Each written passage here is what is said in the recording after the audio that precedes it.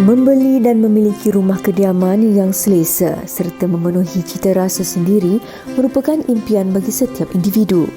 Pembelian rumah merupakan satu pelaburan baik untuk jangka masa yang panjang. Namun demikian, harga rumah yang semakin melonjak naik dengan tempoh pembayaran pinjaman yang melebihi 30 tahun ternyata merumitkan keadaan pembeli.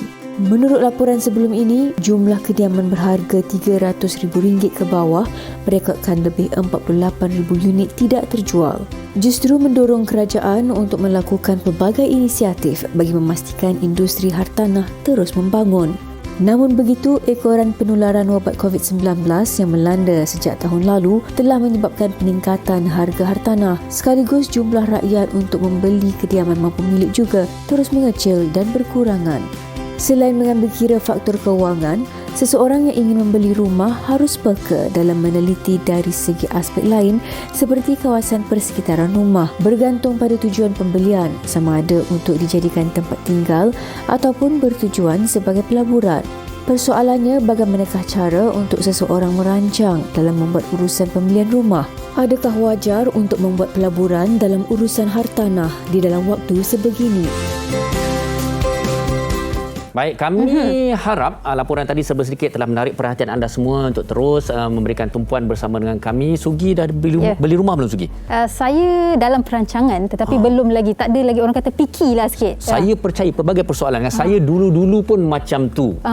Tetapi apa yang saya nak tanyakan kepada tetamu kita pada hari ini, betul ke saya beli rumah hari itu, rugi ke, untung ke? Itu pun saya nak tanya juga hari ini. Sebab kita sentiasa orang kata yang ilmu yang kita dapat bila beli rumah tak boleh rugi, tak akan rugi. Betul. Kan? Investment orang kata. Okey, baik, tanpa melengahkan masa, eloklah kalau kita perkenalkan tetamu kita yang sudah pun terhubung dalam talian, iaitu Encik Faizul Ridwan selaku penganalisa hartanah Far Capital. Hello, selamat tengah hari Encik Faizul.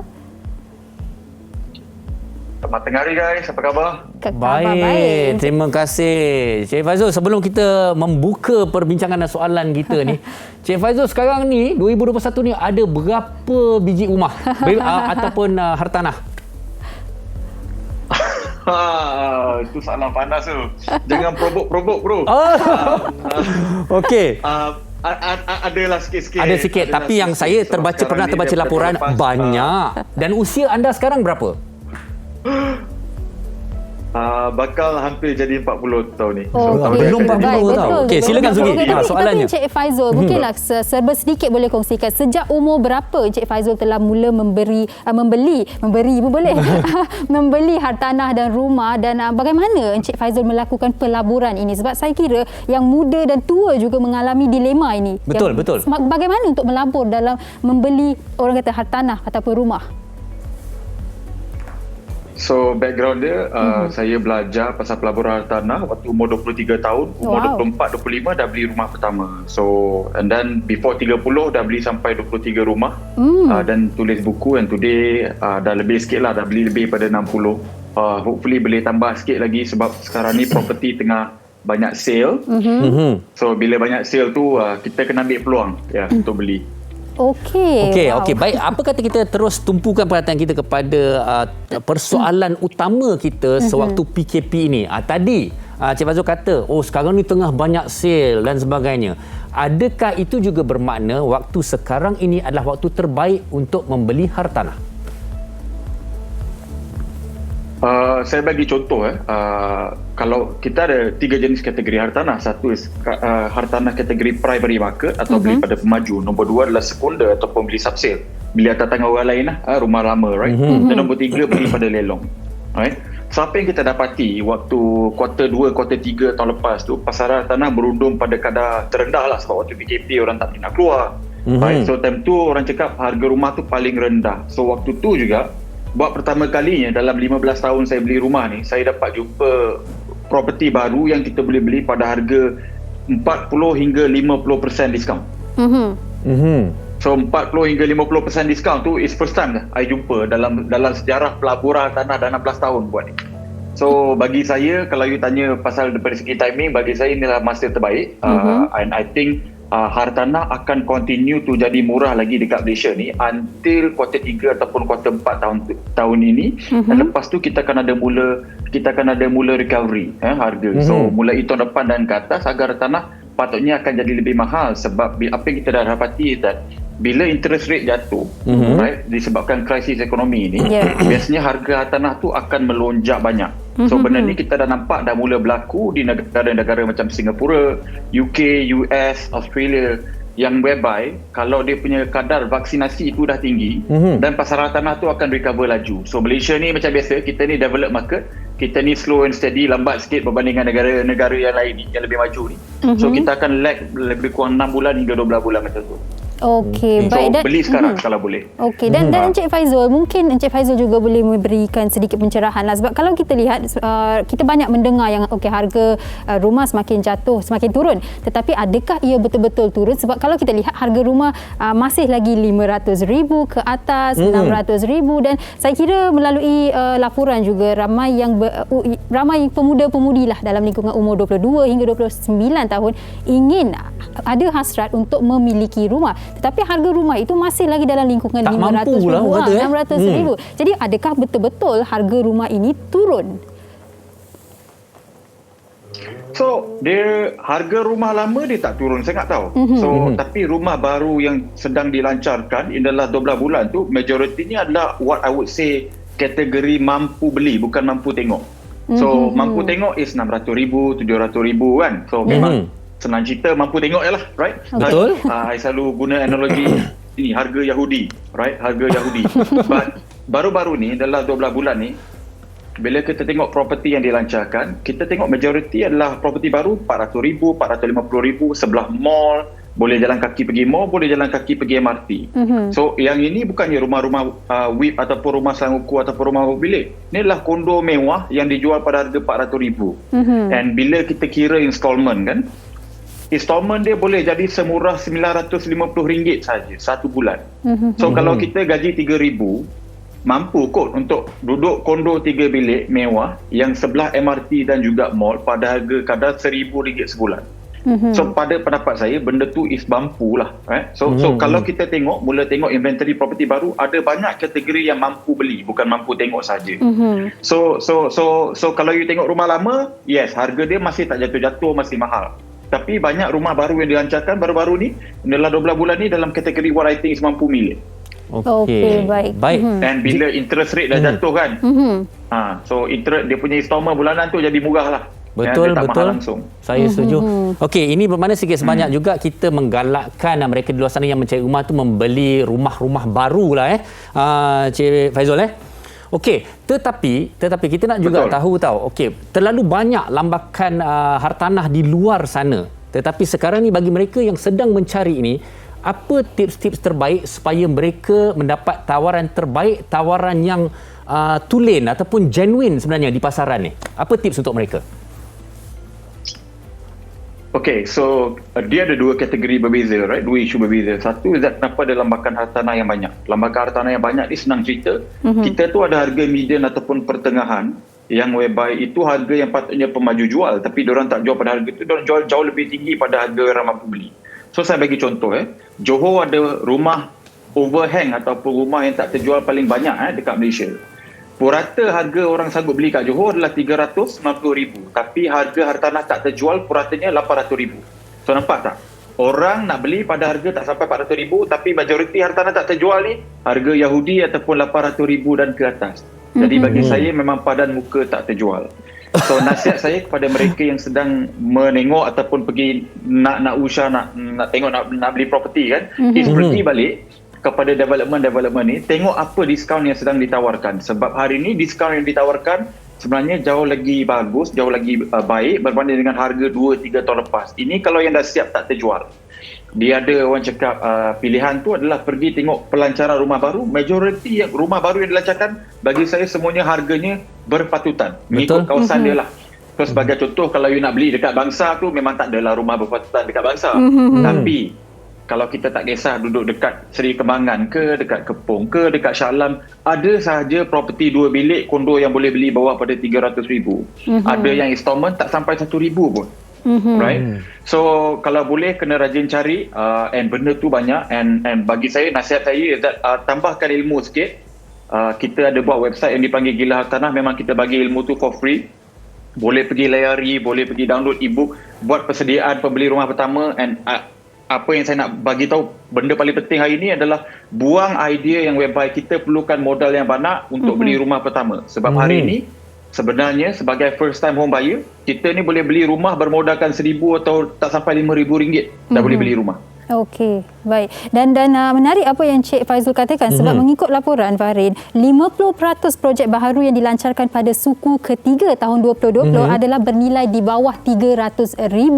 Tapi Cik Faizul nak tahu juga, biasanya bila orang kata first time buyer ni kan, orang akan tanya, you nak beli rumah ni untuk you sewakan ataupun duduk sendiri bersama dengan keluarga ataupun duduk, kalau yang belum berkahwin duduk seorang lah. Jadi Encik Faizul, bagi mereka first time buyer ni, apa yang perlu mereka titik beratkan sebagai pembeli rumah kali pertama? Kawasan dia ke, ataupun ada yang mungkin cerewet sedikit, saya nak landed property yang ada tanah di sekeliling, tak nak beli yang kondo-kondo, apartmen dan sebagainya. Bagi saya, untuk mereka yang umur tak sampai lagi 33 tahun, yang orang cakap keluarga tu masih kecil, anak pun tak lebih pada 3 orang, anak pun tak besar lagi, saya sangat menggalakkan beli apartmen dulu di lokasi yang berdekatan dengan LRT dengan MRT. So, saya suka beli hartanah yang boleh dapat ketiga-tiga benda ni. Kalau kita first, beli pada harga yang betul, kalau jual tak rugi. Nombor 2, beli pada harga yang betul, whereby kalau kita tak nak duduk situ dah, sewa pun tak rugi. Nombor 3, kita tak kisah duduk kat situ.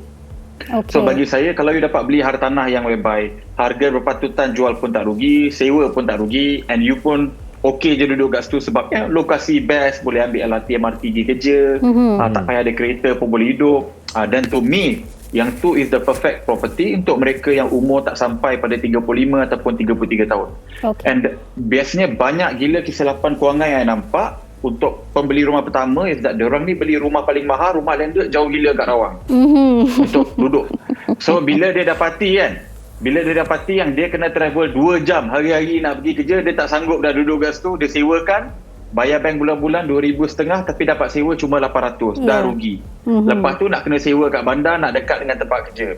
So hari ni golongan muda kena pentingkan, kena balance kan, apa yang kita perlukan 10 tahun lagi jangan beli sekarang. Beli apa yang kita perlukan hari ni yang menyenangkan hidup kita hari ni. So bagi saya, this idea of beli rumah landed ni lebih pada umur 35 tahun, okey. Tapi kalau sebelum 35 tahun, beli apartment kecil sikit pun tak apa, tapi lokasi strategik yang whereby bila kita tak mau duduk kat situ, kita always boleh sewakan and kita tak rugi pun.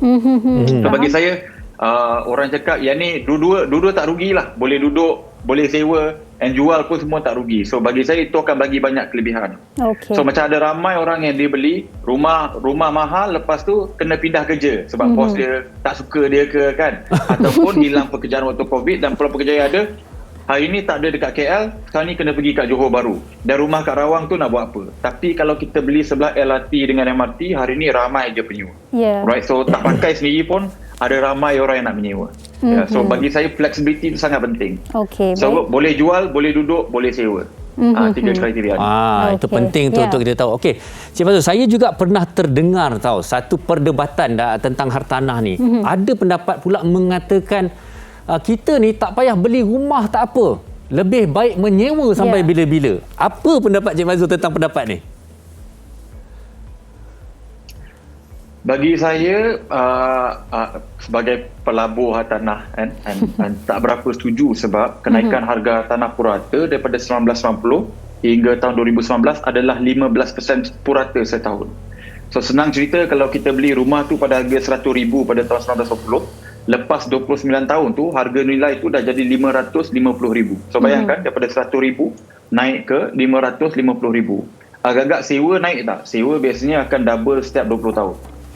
So itu pilihan masing-masing kan. Kalau rasa-rasa macam dia nak menyewa sampai mati, yang tu terpulang dekat dia kan. Bagi saya ni semua ni pilihan masing-masing. Cuma rugi sikit lah sebab sewa tu makin lama makin mahal.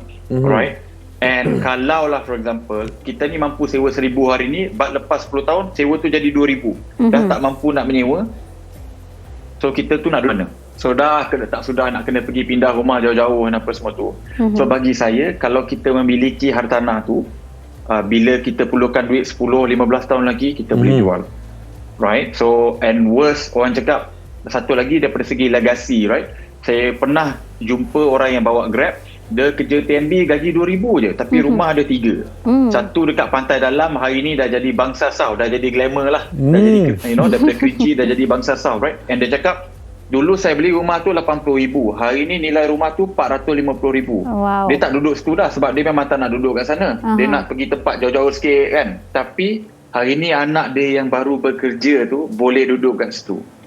So you bayangkan, kalau tak, anak dia memang terpaksa menyewa. And of course, kalau tuan rumah dia tu jenis yang kafir talis ataupun kafir talis, so kalau dia letak sewa 2-3 ribu tu, nak tak nak kita kena bayar, sebab tu je pilihan yang kita ada. So bagi saya, pemilihan hartanah ni sangat penting supaya kita ni boleh protect kita punya keluarga punya, orang cakap legacy lah. In the next 20-30 tahun. Bukan untuk kita semata-mata. Tapi itu okey tu. Maknanya anak dia sewa dengan bapak dia. Okey, dan Encik Faizul, ada orang yalah dia beli rumah sebagai pelaburan kan. Macam Encik Faizul jugalah, dia beli lepas tu mungkin dia jual bila masa yang sesuai. Tapi mungkin ada juga yang mempunyai persoalan bila masa sesuai untuk menjual rumah tu. Ya, kita beli satu, tapi bila kita nak jual rumah tu, bila masa yang sesuai untuk saya mendapat, orang kata, optimumkan keuntungan saya sebagai seorang yang pernah membeli lepas tu sekarang ni menjual rumah. Adakah saya tunggu beberapa tahun ataupun saya lihat market rate-nya? So biasanya kalau you nak optimumkan keuntungan bila cerita pasal pelaburan hartanah dan waktu nak menjual, is that kita kalau boleh, kita nak beli tu waktu macam hari ni, kita ada recession, kita ada slump. Okay? Sentimen tak berapa bagus, so therefore kita dapat beli pada harga kadar terendah. Kita nak jual biasanya bila kita dah ada property bull run, and ikut ramalan kita, and kita tengok apa yang dah berlaku satu dunia sekarang ni, ramalan kita adalah tahun lepas, tahun ni adalah tahun membeli, and besar kemungkinan property market kita ni akan sampai ke kemuncaknya 5 atau 6 tahun daripada sekarang. So yang ni apa yang berlaku pada tahun 2009, 2009 sampai 2015. So benda tu ambil masa 6 tahun. Tapi 2009 kita ada recession macam hari ni. Lepas tu kalau jual pada tahun 2012, that's when orang cakap you dapat keuntungan paling puncak lah. So saya bagi contoh kalau anda beli rumah dekat Desa Park City pada tahun 2009 boleh beli pada harga 680,000 untuk rumah teres. Kemuncak dia 2015-2016 harga jualan 2.4 juta. So bayangkan daripada 680,000 tu ke 2.4 juta tu dalam masa 6 tahun. Hari ni dia dah sampai ke puncak tu, dia dah jatuh sikit. So hari ni 2.2, 2.1. So masih tak rugi langsung. Sebab daripada tak sampai 700,000 pergi 2.1. Tapi kemuncak dia waktu tu adalah 6 tahun. So biasanya dari recession, kan macam hari ni ada kemelesatan ekonomi dan kita jatuhkan interest rate. Sebab kita jatuhkan interest rate, installment murah atau installment loan rumah kita jadi murah.